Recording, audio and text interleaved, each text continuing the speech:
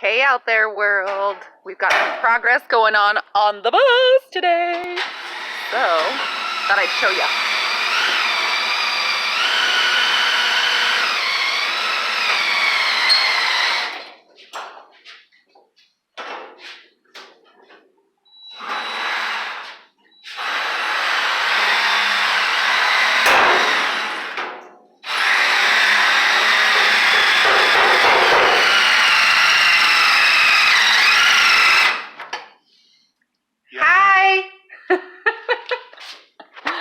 So we are getting hopefully close to the end of rivet life.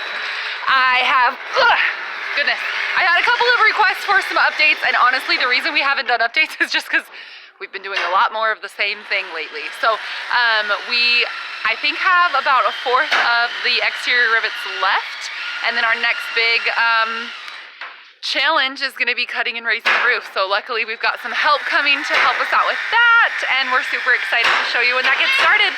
Bye!